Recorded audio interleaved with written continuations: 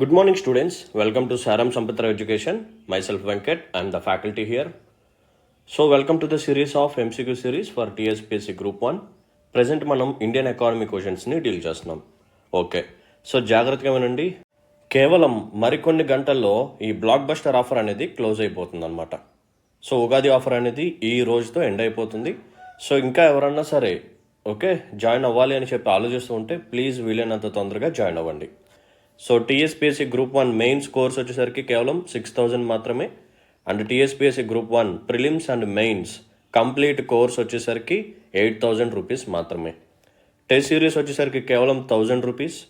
And TSPSC pack which includes TSPSC history, geography, economy etcetera ఇవన్నీ కలిపి మీకు 1,500కి మాత్రమే ప్రొవైడ్ చేస్తున్నాం.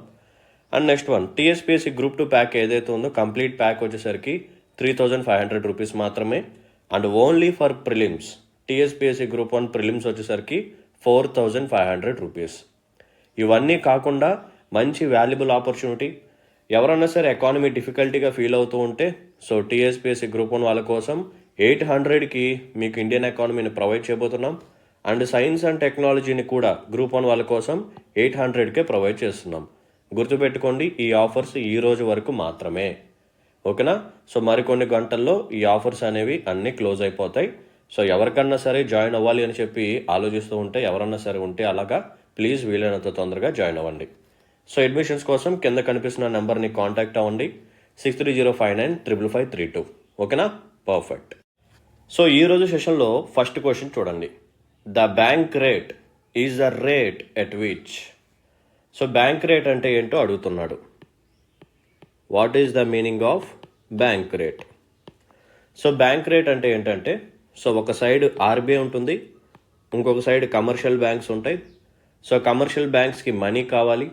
సో కమర్షియల్ బ్యాంక్స్ ఏం చేస్తాయంటే ఆర్బీఐ దగ్గర నుంచి లోన్ తీసుకుంటాయి. And in return commercial banks ఏం చేస్తాయంటే ఆర్బీఐకి కొలాటరల్ని ప్లేస్ చేస్తాయి అన్నమాట. నథింగ్ బట్ సెక్యూరిటీస్ని పెడతాయి.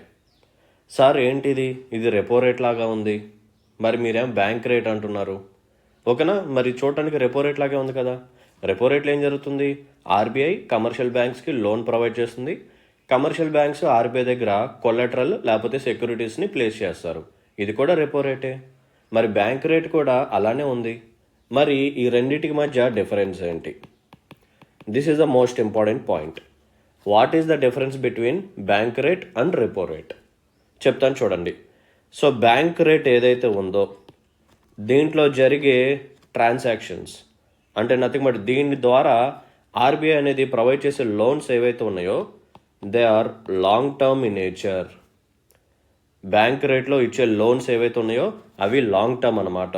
మంత్స్లో ఉంటాయి, విత్ ఇన్ మంత్స్లో ఉంటాయి. ఓకేనా?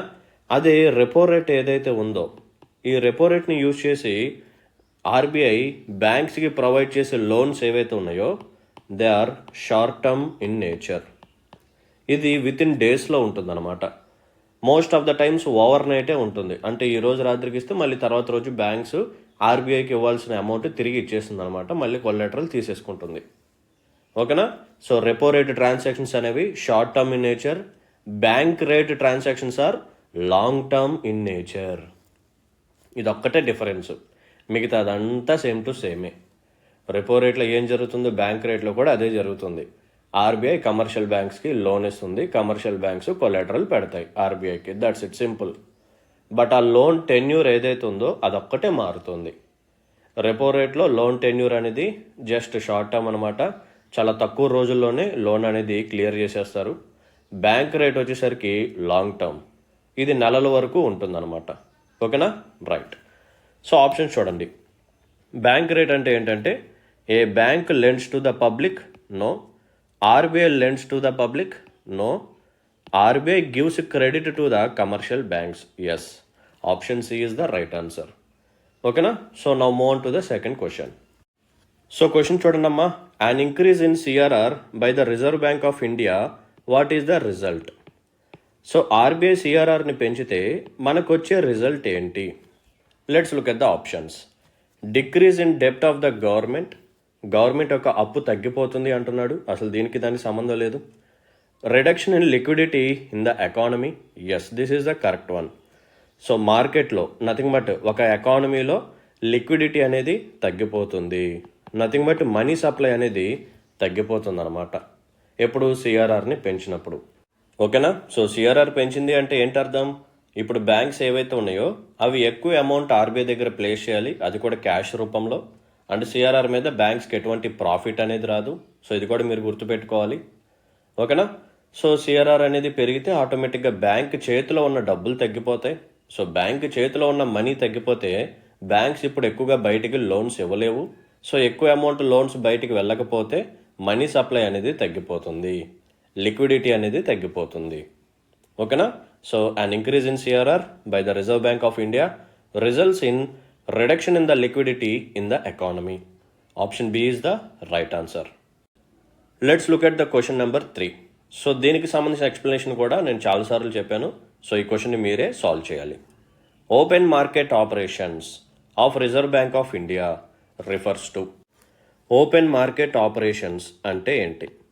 సో నేను చాలాసార్లు చెప్పాను కదా, రిజర్వ్ బ్యాంక్ ఆఫ్ ఇండియా ఏదైతే ఉందో ఇది మార్కెట్లోకి వచ్చి సిచ్యువేషన్కి తగ్గట్టుగా గవర్నమెంట్ సెక్యూరిటీస్ని అమ్మటం లేకపోతే గవర్నమెంట్ సెక్యూరిటీస్ని కొనడం ఇటువంటివి చేస్తూ ఉంటుందన్నమాట.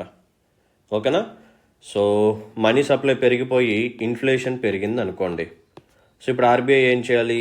మనీ సప్లైని రెడ్యూస్ చేయాలి. మనీ సప్లైని రెడ్యూస్ చేయాలంటే ఏం చేయాలి? ప్రజల దగ్గర ఉన్న డబ్బుల్ని తీసేసుకోవాలి. ఎలా తీసుకోవాలి? గవర్నమెంట్ సెక్యూరిటీస్ని అమ్మాలి. Okay, right. సో ఎకానమీ అనేది చాలా డల్గా ఉంది. సో దీన్ని ప్రమోట్ చేయాలి. సో దీన్ని ప్రమోట్ చేయాలి అంటే మనీ సప్లైని పెంచాలి. సో మనీ సప్లైని పెంచాలి అంటే ఆర్బీఐ ఏం చేయాలి? గవర్నమెంట్ సెక్యూరిటీస్ని కొనాలి.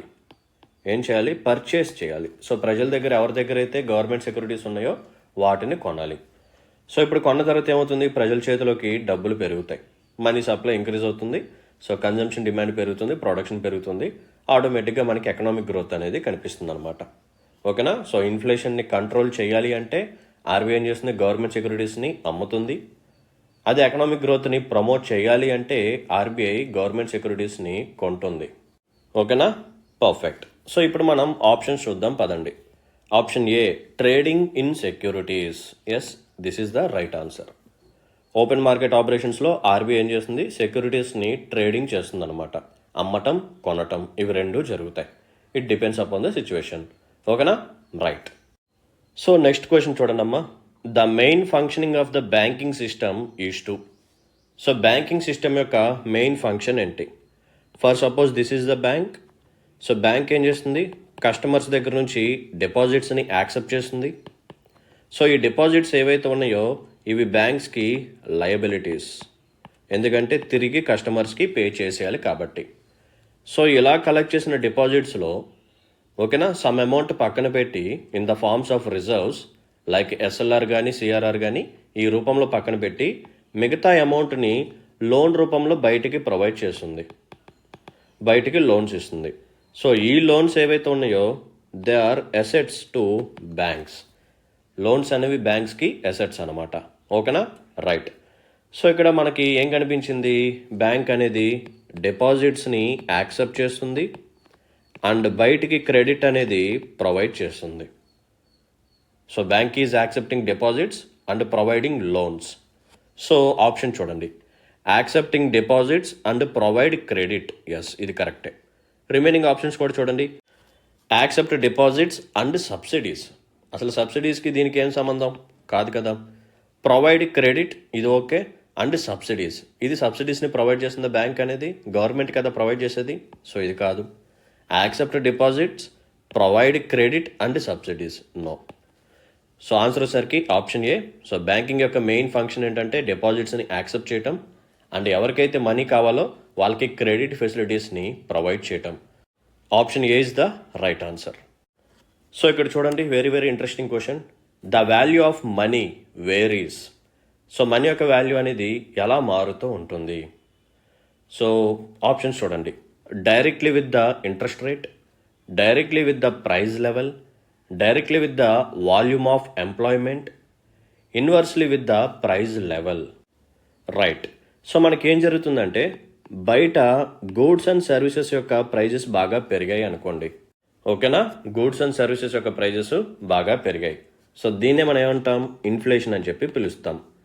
సో ఈ టైంలో మనీ యొక్క వాల్యూ పెరుగుతుందా తగ్గుతుందా అంటే ఎస్, తగ్గుతుంది. ఒకప్పుడు 100 రూపీస్తో మనం ఒక 100x కొనగలిగితే, జస్ట్ ఫర్ ఎగ్జాంపుల్, ఇప్పుడు అదే 100 రూపీస్తో 100xని మనం కొనలేము బికాజ్ ఆఫ్ ఇన్ఫ్లేషన్. ఎక్స్ యొక్క ప్రైజెస్ బాగా పెరిగిపోయాయి కాబట్టి అదే 100 రూపీస్తో అదే 100xని ఇప్పుడు మనం కొనలేము. So value of money decreases. ఓకేనా?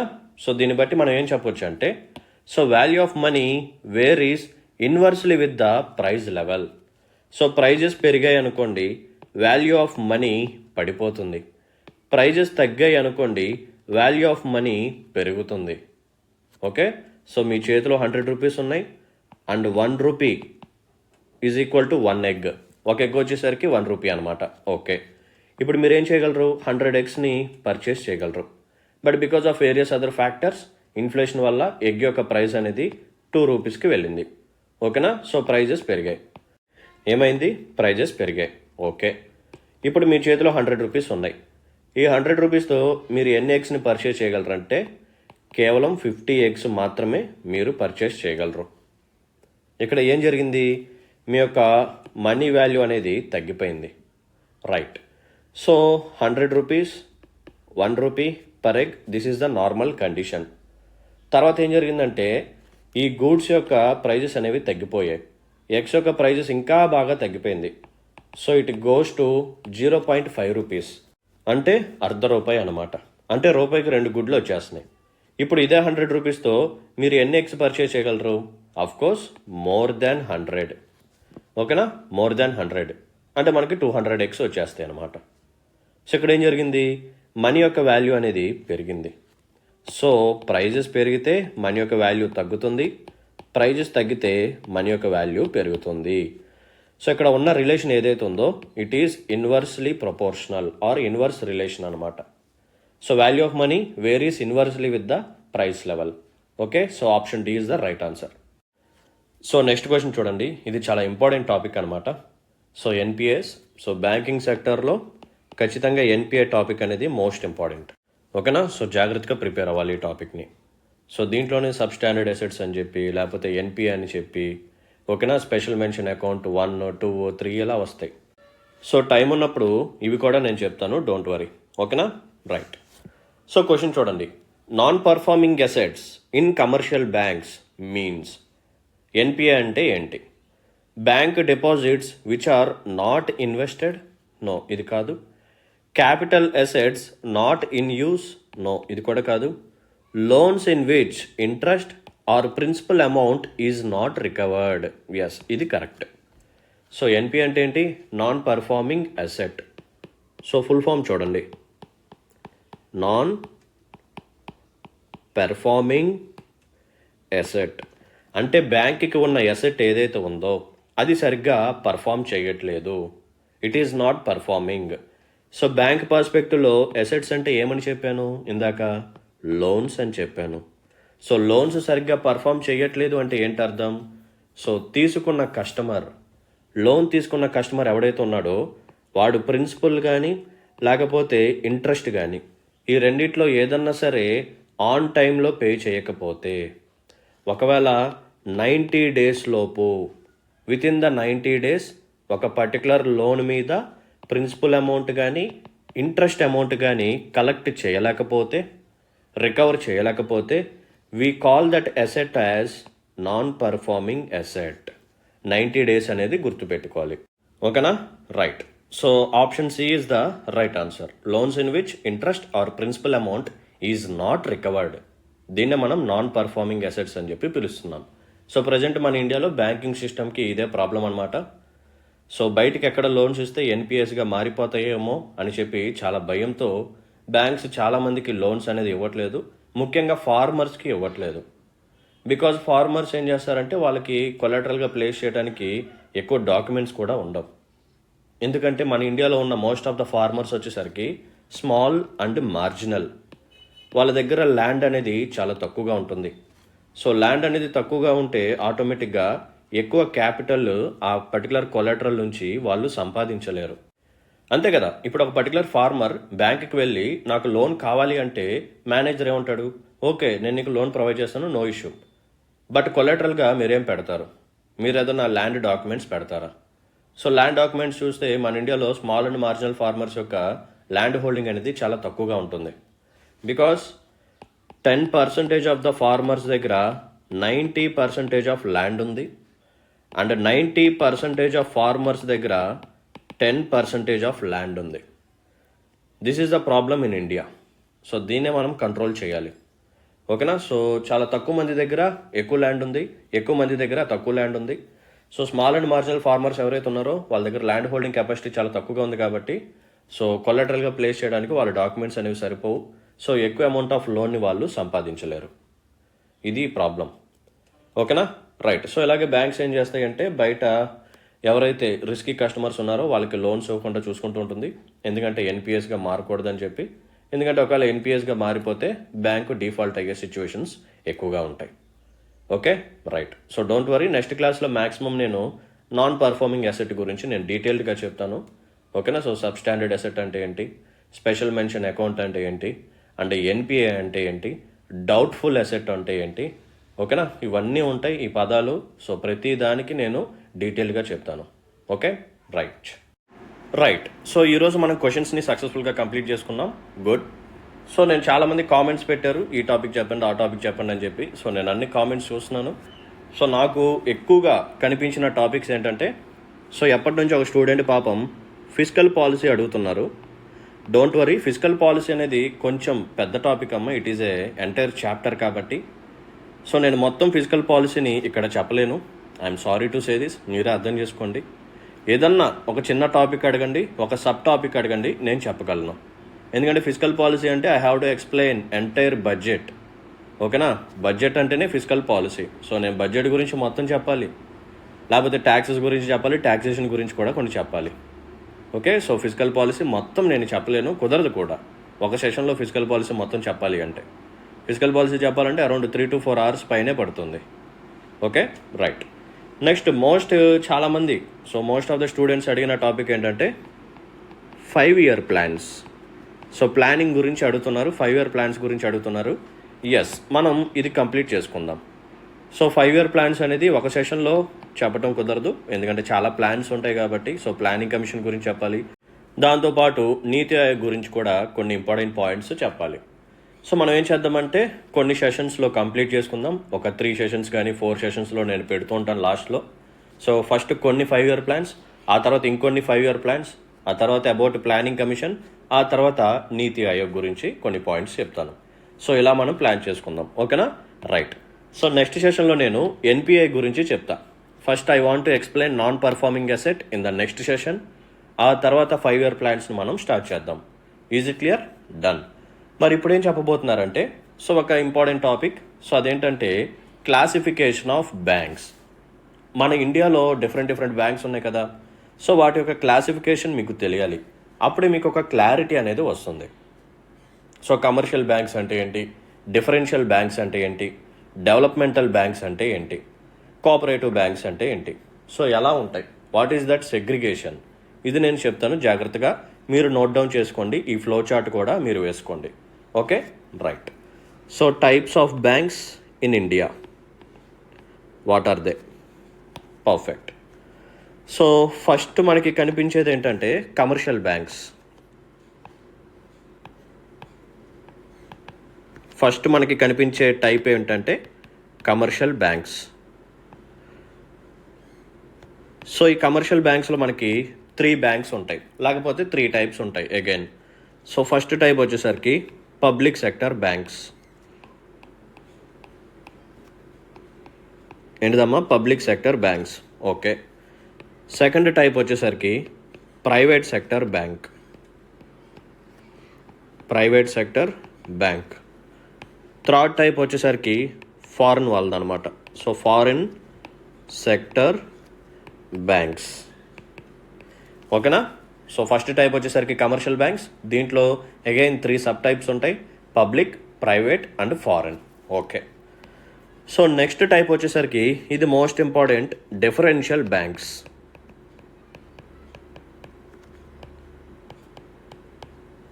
ఏంటిదమ్మా? Differential banks. ఇవి తేడాగా ఉంటాయి, అందుకే డిఫరెంట్ అంటాం. సో దీంట్లో ఉండే ఫంక్షన్స్ కానీ, ఓకేనా, దీంట్లో కనిపించే ఫ్యూచర్స్ ఏవైతే ఉన్నాయో it is entirely different from other banks.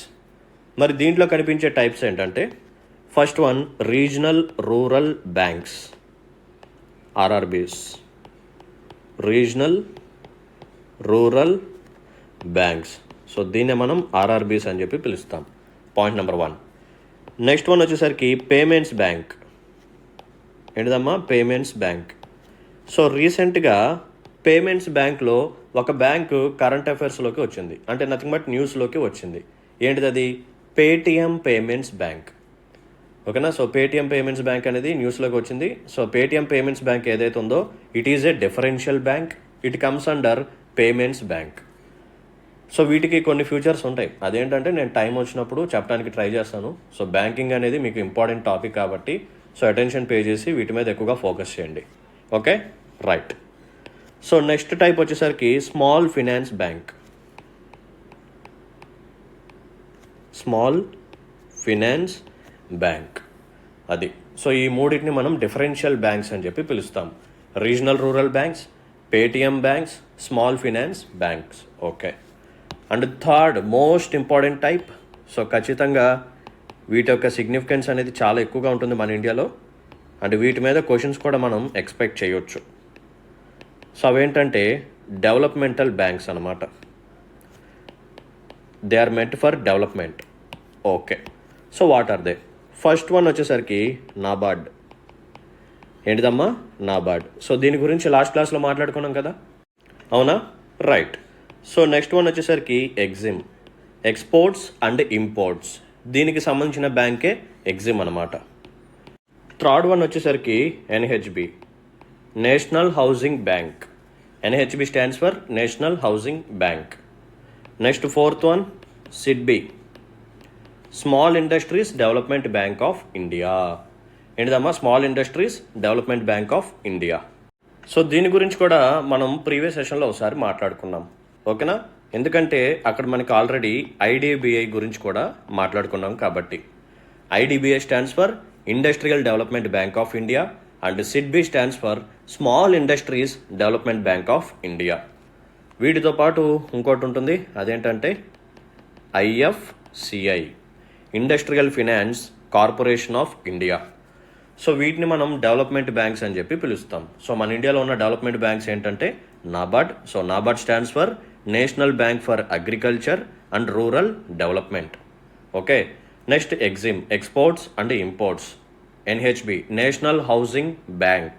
Small industries development bank of India, Industrial Development bank of India, Industrial Finance Corporation of India. So వీటిని మనం డెవలప్మెంటల్ బ్యాంక్స్ అని చెప్పి పిలుస్తాం. Okay, perfect. సో ఈ మూడింటిని నోట్ చేసుకున్నారని అనుకుంటున్నాను. సో నోట్ డౌన్ చేసుకోండి, వీడియోని పాజ్ చేసి. I'm going to arrange it, ఎందుకంటే లాస్ట్ టైప్ నేను చెప్పబోతున్నాను కాబట్టి. So we're done with commercial banks, differential banks and developmental banks.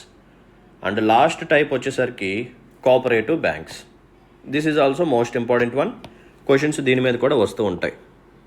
ఏంటిదమ్మా? Cooperative banks. ఎందుకంటే కోఆపరేటివ్ బ్యాంక్స్లో ఎక్కువగా స్కామ్స్ జరుగుతూ ఉంటాయి. ఎందుకో నేను లాస్ట్ టైం కూడా నేను చెప్పాను కాబట్టి. సో కోఆపరేటివ్ బ్యాంక్స్ ఏ ప్రిన్సిపల్ మీద వర్క్ అవుతూ ఉంటాయి, ఓకేనా? సో 1 person 1 vote, కస్టమర్స్ కూడా ఓనర్స్గా ఉండే సిచ్యువేషన్ ఉంది. సో ఇలా ఉన్నప్పుడు ఖచ్చితంగా మనకి ఏం చేస్తారంటే అందులో ఉన్న మెంబర్స్ వాళ్ళకి నచ్చిన వాళ్ళకి లోన్స్ ఇచ్చేసుకుంటూ ఉంటారు. సో డిఫాల్టింగ్ కండిషన్స్ ఎక్కువగా ఉంటాయి, NPAs కూడా ఎక్కువగా ఉంటాయి. So most of the cooperative బ్యాంక్స్లో స్కామ్స్ ఎక్కువగా జరుగుతూ ఉన్నాయి ఈ మధ్య. Okay, right. సో కోఆపరేటివ్ బ్యాంక్స్లో 2 ఉంటాయి. ఒకటి రూరల్, రెండవది అర్బన్. 2 types. ఏంటిదమ్మా? Rural and urban. సో రూరల్లో కూడా మళ్ళీ 2 types. అవేంటంటే first one short term, second one వచ్చేసరికి long term. Done. So short టర్మ్లో మనకి మళ్ళీ 3 ఉంటాయి. చూసారా ఎంత క్లాసిఫికేషన్ ఉందో? సో ఇంత డీటెయిల్గా ఎవరైనా చెప్తారా? మీరే చెప్పండి. బ్యాంకింగ్ ఉండదు. సో చెప్తాను చూడండి. ఫస్ట్ వన్ వచ్చేసరికి షార్ట్ టర్మ్లో primary, agriculture, credit, cooperative, societies. దీన్నే మనం ప్యాక్స్ అని చెప్పి పిలుస్తాం. PSCS, primary agriculture credit societies. ఓకేనా? So primary agriculture credit cooperative societies. So short టర్మ్లో we call it as PACS. Next వచ్చేసరికి district central credit cooperative banks. ఓకేనా? District central credit cooperative banks. Next వచ్చేసరికి state cooperative banks. ఇవి short term అనమాట. And next మనం చూడాల్సింది ఏంటంటే long term. Let's look at the long term. So long టర్మ్లో కూడా మనకి రెండు ఉంటాయి. ఒకటి వచ్చేసరికి primary land development, primary land development cooperative banks. Next one వచ్చేసరికి state agriculture and rural development cooperative banks. Primary land development bank, state agriculture and rural development cooperative bank. ఇవి రెండు లాంగ్ టర్మ్ కిందకి వస్తాయి. ఓకేనా? Right. So we're done with rural. రూరల్లో రెండు ఉన్నాయి, short term ఒకటి, లాంగ్ టర్మ్ ఒకటి. షార్ట్ టర్మ్లో ఫస్ట్ వన్ వచ్చేసరికి packs, primary agriculture credit cooperative societies. Next one వచ్చేసరికి డిస్ట్రిక్ట్ లెవెల్లో ఉంటుంది, district central credit cooperative societies. Next one వచ్చేసరికి state cooperative banks. So we're done with short term. Next long టర్మ్లో వచ్చేసరికి primary land development cooperative banks, state agriculture and rural development cooperative banks. So we're also done with long term. Now move on to urban. So అర్బన్లో కూడా two types ఉంటాయి. First one వచ్చేసరికి scheduled, second one వచ్చేసరికి non scheduled. ఓకేనా? So అర్బన్లో వచ్చేసరికి scheduled cooperative banks and non scheduled cooperative banks. And ఇదే షెడ్యూల్లో టూ టైప్స్ ఉంటాయి మళ్ళీ. ఓకేనా? సో షెడ్యూల్డ్లో రెండు రకాలు ఉంటాయి. ఫస్ట్ వన్ వచ్చేసరికి సింగిల్ స్టేట్, అంటే వాటి తాలూకు ఆపరేషన్ అనేది ఒక స్టేట్లోనే ఉంటుంది, లేకపోతే మల్టిపుల్ స్టేట్స్లో కూడా ఉండే ఛాన్స్ ఉంది. That's it, simple. అర్బన్ ఏరియాస్లో లేకపోతే అర్బన్ కోఆపరేటివ్ బ్యాంక్స్లో టూ టైప్స్ ఉంటాయి, షెడ్యూల్డ్, నాన్ షెడ్యూల్డ్. షెడ్యూల్డ్లో మళ్ళీ రెండు రకాలు ఉంటాయి, సింగిల్ స్టేట్, మల్టీ స్టేట్. ఇది క్లాసిఫికేషన్ అనమాట. ఇలా మీరు కాన్సెప్ట్ని తెలుసుకోవాలి. ఓకేనా? సో బ్యాంక్స్ ఉన్నాయి. So types of banks, first one commercial bank, ఇదొకటి చూసాం. నెక్స్ట్ డిఫరెన్షియల్ బ్యాంక్, ఇదొకటి చూసాం. డెవలప్మెంటల్ బ్యాంక్, ఇదొక టైప్. అండ్ కోఆపరేటివ్ బ్యాంక్స్, ఇదొక టైప్. సో వీటిలో ఏమేమి వస్తాయో కూడా మనం చూసాం. Public sector banks, private sector banks, foreign sector banks, RRB, payment banks, small finance bank, NABARD, EXIM, NHB, SIDBI, IDBI, okay, IFCI, ఇవన్నీ మనం చూసాం. కోఆపరేటివ్ బ్యాంక్స్లో టూ టైప్స్ ఉంటాయి, రూరల్ అండ్ అర్బన్. రూరల్ వచ్చేసరికి short term, long term. So దాంట్లో మళ్ళీ types ఉంటాయి. Urban వచ్చేసరికి షెడ్యూల్డ్, నాన్ షెడ్యూల్డ్. షెడ్యూల్డ్లో మనకు వచ్చేసరికి సింగిల్ స్టేట్, మల్టీ స్టేట్. ఓకేనా? రైట్. సో దీంతో ఒక చిన్న కాన్సెప్ట్ని నేను మీకు చెప్పాను. ఐ హోప్ ఇది మీకు ఎక్కడైనా సరే ఉపయోగపడిద్దని అనుకుంటున్నాను. సో దీనికి తగ్గట్టుగా మీ యొక్క బ్యాంకింగ్ చాప్టర్ని ప్రిపేర్ అవ్వండి. ఫస్ట్ కమర్షియల్ బ్యాంక్స్ గురించి చదవండి, ఆ తర్వాత డిఫరెన్షియల్ బ్యాంక్స్ గురించి చదవండి, ఆ తర్వాత డెవలప్మెంటల్ బ్యాంక్స్ గురించి చదవండి, ఆ తర్వాత కోఆపరేటివ్ బ్యాంక్స్ గురించి చదవండి. ఓకేనా? సో ఇలా మీకు ఏంటంటే సబ్జెక్ట్ మీద కమాండింగ్ అనేది రావాలి, సిలబస్ మీకు అర్థం కావాలి. ఇలా సెగ్రిగేషన్ చేసుకొని దీనికి తగ్గట్టుగా ప్రిపేర్ అయితేనే మీకు కాన్సెప్చువల్ క్లారిటీ అనేది వస్తుంది. అలా కాకుండా ఫస్ట్ పబ్లిక్ సెక్టర్ బ్యాంక్స్ గురించి చదివి, తర్వాత పేమెంట్స్ బ్యాంక్ గురించి చదివి, తర్వాత ఎగ్జిమ్ గురించి చదివి, ఆ తర్వాత కోఆపరేటివ్ బ్యాంక్స్ చదివి, మళ్ళీ నాబార్డ్ చదివి, ఇలా చదివితే మీకు ఒక క్లారిటీ అనేది రాదు. ఎందుకంటే కమర్షియల్ బ్యాంక్స్ యొక్క ఫంక్షన్స్, దాని యొక్క రోల్ అనేది ఒకలాగా ఉంటుంది. డిఫరెన్షియల్ బ్యాంక్స్ ఏవైతే ఉన్నాయో వీటి యొక్క గోల్స్ కానీ వీటి యొక్క ఫంక్షన్స్ కానీ డిఫరెంట్గా ఉంటుంది.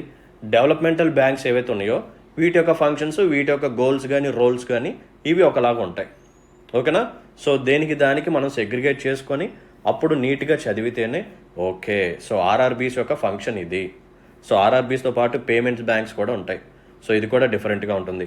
స్మాల్ ఫైనాన్స్ బ్యాంక్ కూడా ఉంటుంది, ఇది కూడా డిఫరెంట్గా ఉంటుంది. డెవలప్మెంటల్ బ్యాంక్స్, ఎస్, వీటి యొక్క గోల్ ఏంటంటే డెవలప్మెంట్. అగ్రికల్చర్ని, రూరల్ డెవలప్మెంట్ కోసం NABARD. Exports and imports related ఇష్యూస్ని సాల్వ్ చేయడానికి ఎగ్జిమ్. హౌసింగ్ రిలేటెడ్ ఇష్యూస్ని సాల్వ్ చేయడానికి ఎన్హెచ్బి. స్మాల్ ఇండస్ట్రీస్ గురించి చూసుకోవడానికి సిడ్బి. లార్జ్ ఇండస్ట్రీస్ గురించి చూసుకోవడానికి ఐడిబిఐ, ఇలా మీకు తెలియాలి. కోఆపరేటివ్ బ్యాంక్స్, సో దీంట్లో చాలా ప్రాముఖ్యత ఉంది. సో కోఆపరేటివ్ బ్యాంక్స్ గురించి నేను చాలా ఇంపార్టెంట్ ప్రిన్సిపల్స్ లాస్ట్ క్లాస్లో చెప్పాను. సో కోఆపరేటివ్ బ్యాంక్స్ రూరల్ ఏరియాస్లో ఉంటాయి, అర్బన్ ఏరియాస్లో ఉంటాయి. రూరల్ ఏరియాస్లో కొన్ని టైప్స్ ఉంటాయి, అర్బన్ ఏరియాస్లో కూడా ఇంకొన్ని టైప్స్ ఉంటాయి. ఇలా మీరు 1 by 1 నీట్గా చదువుకుంటూ వెళ్తే మీకు ఖచ్చితంగా బ్యాంకింగ్ చాప్టర్ మీద మంచి కమాండింగ్ అనేది వస్తుంది, మంచి స్కోర్ అనేది మీరు సాధించవచ్చు. Okay, right. సో నెక్స్ట్ క్లాస్లో నేను నాన్ పర్ఫార్మింగ్ అసెట్ గురించి డీటెయిల్డ్గా చెప్తాను. ఒక మంచి డయాగ్రామ్ వేసి చెప్తా. సో ఆ డయాగ్రామ్ చూస్తే చాలు, చూడముచ్చటగా మీకు అర్థమైపోతుంది. ఓకేనా? సో ఎన్పి అంటే ఒక్క పదం తెలుసుకుంటే సరిపోదు, ఇంకా రిమైనింగ్ టర్మ్స్ చాలా ఉంటాయి. వాటి మీద కూడా మీకు ఆప్షన్స్ ఫ్రేమ్ చేసే ఛాన్స్ ఎక్కువగా ఉంది కాబట్టి నెక్స్ట్ సెషన్ని ఎవరు మిస్ అవ్వకండి. ఓకేనమ్మా, రైట్. అండ్ మళ్ళీ చెప్తున్నాను, ఈ రోజుతో ఆఫర్ అనేది ఎండ్ అయిపోతుంది. సో ఎవరికన్నా సరే ఎకానమీ జాయిన్ అవ్వాలి అని చెప్పి ఇంకా ఆలోచిస్తూ ఉంటే ఇంకా అసలు లేట్ చేయమాకండి ప్లీజ్. మీ మంచి కోసమే నేను చెప్తున్నాను. మీరు జాయిన్ అయితే నాకేం రాదు. నేను ఆల్రెడీ క్లాసెస్ చెప్పేశాను, నా శాలరీ నాకు వచ్చేసింది. బట్ నా యొక్క తాపత్రయం ఏంటంటే, సో మంచి క్లాసెస్ని ఎవరు మిస్ అవ్వకూడదు. తర్వాత రియలైజ్ అయ్యి బాధపడటం కంటే ఆప్షన్ ఉన్నప్పుడే జాయిన్ అయిపోయి, సో వీలైనంత తొందరగా సిలబస్ని కంప్లీట్ చేసుకొని కరెంట్ అఫైర్స్ కూడా చదివేసుకుంటే మీకు ఏ ప్రాబ్లం ఉండదు.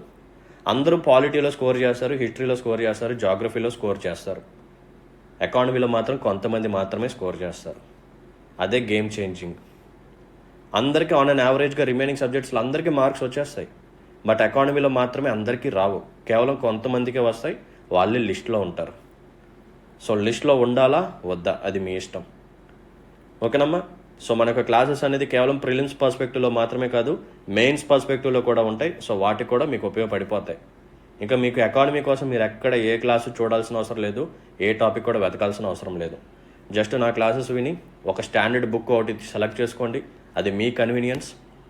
శ్రీరామ్ ఐఎస్ తీసుకుంటారో, వివేక్ సింగ్ తీసుకుంటారో, రమేష్ సింగ్ మాత్రం వద్దు, నేనైతే సజెస్ట్ చేయను. ఎందుకంటే దాంట్లో ఉండే టర్మ్స్ కొంచెం డిఫికల్టీగా ఉంటాయి, కొంచెం కాంప్లెక్స్గా ఉంటుంది. సో మోస్ట్ ఆఫ్ ది ఆస్పిరెంట్స్కి అర్థం కాదు రమేష్ సింగ్ అనేది. అది చదివాక ఎకానమీ అనేది ఇంకా డిఫికల్టీగా ఉంటుందేమో అని చెప్పి భయపడిపోతారు. అందుకని రమేష్ సింగ్ వద్దు, కావాలనుకుంటే శ్రీరామ్ ఐఎస్ కానీ, వివేక్ సింగ్ కానీ, ఇంకా నితిన్ సింగ్ అని కూడా ట్రై చేయండి, బాగుంటాయి ఇవి. ఓకేనా? సో ఈ బుక్స్లో ఏదైనా ఒకటి సెలెక్ట్ చేసుకోండి, నా క్లాసెస్ వినండి. కరెంట్ అఫైర్స్ వచ్చేసరికి ఒక ఇన్స్టిట్యూట్కి సంబంధించిన మంత్లీ మ్యాగజైన్ని సెలెక్ట్ చేసుకోండి చాలు. ఈ మూడింటిని మీరు పట్టుకొని స్టాండర్డ్గా, కరెక్ట్గా, ఓకేనా, డిసిప్లిన్ అనేది చాలా ఇంపార్టెంట్. నాకు అదే ఇంపార్టెంట్, నాకు అదే కావాల్సింది. సో డిసిప్లిన్డ్గా, రెగ్యులర్గా, కన్సిస్టెన్సీ కూడా ఉండాలి. సో చక్కగా ఈ ప్రిన్సిపల్స్ మీరు కానీ ఫాలో అయితే ఎకానమీని మీరు మాస్టర్ చేయొచ్చు. That is my responsibility and my guarantee. Okay? So చాలామంది నా కోర్స్ తీసుకున్నారు. నాకు నిన్న కూడా ఒక 5 members కాల్ చేశారు, సార్ క్లాసెస్ బాగున్నాయి, సో గైడెన్స్ కావాలి, గైడ్ చేస్తారని అడిగారు. సో వాళ్ళందరితో నేను మాట్లాడుతున్నాను, వాళ్ళందరికీ నేను హెల్ప్ చేస్తున్నాను. ఒకవేళ మీకు కూడా ఇంట్రెస్ట్ ఉంటే జస్ట్ 800 అది. సో ఆ 800 పెట్టి మీరు క్లాసెస్ తీసుకోండి. అరే నా 800 వేస్ట్ అవ్వలేదు, సో నా లైఫ్లో నేను పెట్టిన ఖర్చుల్లో ఇది వన్ ఆఫ్ ద బెస్ట్ అనే ఫీలింగ్ మీకు వస్తుంది. Trust me. చాలా కాన్సెప్ట్ చెప్పాను, చాలా అంటే చాలా కాంప్రహెన్సివ్గా ఉంటాయి క్లాసెస్. Okay, right. సో ఎందుకంటే ఎక్కువ నేను చెప్పాలని అనుకోవట్లేదు. డన్. సో ఈరోజు లాస్ట్ డే, సో ఆపర్చునిటీని యూటిలైజ్ చేసుకోండి. Okay, done. So let's call it a day then. See in the next session. So next session ఎవరు మిస్ అవ్వకండి, ఎన్పిఏ గురించి చెప్తాను. ఓకేనా? Perfect. So thanks for watching this video. ఇలాగే రెగ్యులర్గా అటెండ్ అవ్వండి, మంచి నాలెడ్జ్ని గెయిన్ చేయండి. అండ్ మీకు కానీ నాకు ఎక్స్ప్లెనేషన్ కానీ నచ్చినట్టయితే, ఇటువంటి సెషన్స్ మీరు నా నుంచి ఇంకెక్కువగా కోరుకుంటే please hit the like button and మీ యొక్క వాల్యుబుల్ కామెంట్ని మెన్షన్ చేయండి. అండ్ మీ ఫ్రెండ్స్ అండ్ ఫెలో ఆస్పిరెంట్స్కి కూడా షేర్ చేయండి. ఇంకెవరైనా సరే మన ఛానల్ని సబ్స్క్రైబ్ చేసుకునే వాళ్ళు ఉంటే please do subscribe. Okay, perfect. So see in the next session. Until then take care, bye, జై హింద్.